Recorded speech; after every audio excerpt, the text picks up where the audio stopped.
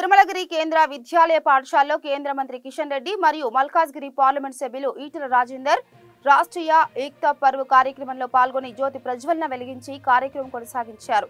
ప్రతి కేంద్రీయ విద్యాలయం ఒక శక్తివంతమైన మినీ ఇండియా లాంటిదని, రాష్ట్రీయ ఏక్ సంఘటనలోని ప్రతి పాఠశాల భారతదేశపు భిన్నత్వంలో ఏకత్వానికి ప్రతిబింబమని కేంద్ర మంత్రి కిషన్ రెడ్డి అన్నారు.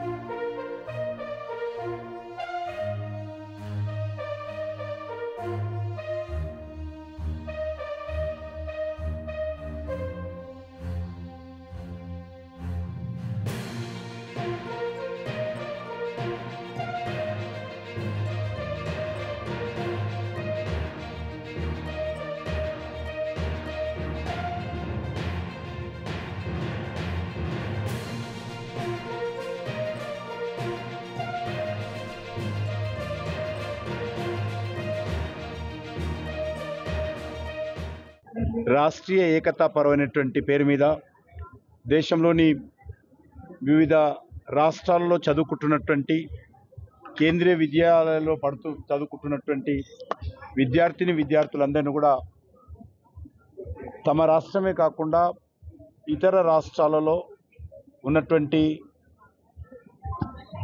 భాష కావచ్చు, అక్కడ వేషం కావచ్చు, అక్కడ తినేటువంటి ఆహారం కావచ్చు, అక్కడ ప్రజలు అవలంబిస్తున్నటువంటి విధానాలు కావచ్చు, అవన్నీ మరి అవగాహన చేసుకునే విధంగా రాష్ట్రీయ ఏకతా పర్వ్ పేరు మీద ఈరోజు దేశమంతా కూడా విద్యార్థులను తీసుకెళ్ళి మరి అక్కడ పరిచయం చేసేటువంటి కార్యక్రమం.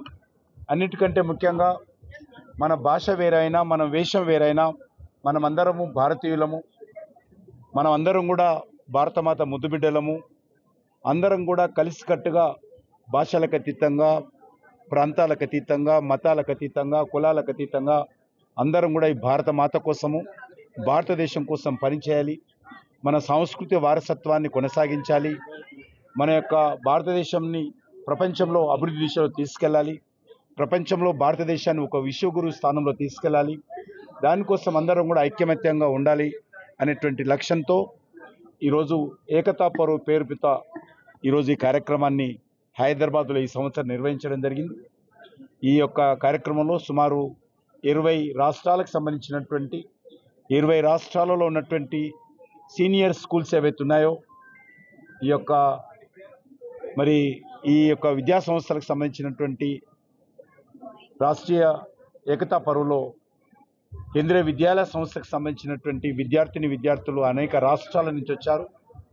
అనేక రాష్ట్రాల నుంచి వచ్చినటువంటి వాళ్ళు అనేక రాష్ట్రాల యొక్క మరి చేతి వృత్తులు కావచ్చు, కళలు కావచ్చు, మరి పెయింటింగ్స్ కావచ్చు, సంగీతం కావచ్చు, నృత్యం కావచ్చు, సాహిత్యం కావచ్చు, వీటి పట్ల అవగాహన కల్పించేటువంటి కార్యక్రమం, అందరిలో భిన్నత్వంలో ఏకత్వం తీసుకొచ్చేటువంటి కార్యక్రమం. ఈ కార్యక్రమం ద్వారా విద్యార్థులలో ప్రేరేపించేటువంటి ఒక గొప్ప కార్యక్రమం మోడీ గారి ఆలోచనతో మరి ఈ కార్యక్రమాన్ని ఇక్కడ ఏర్పాటు చేయడం జరిగింది.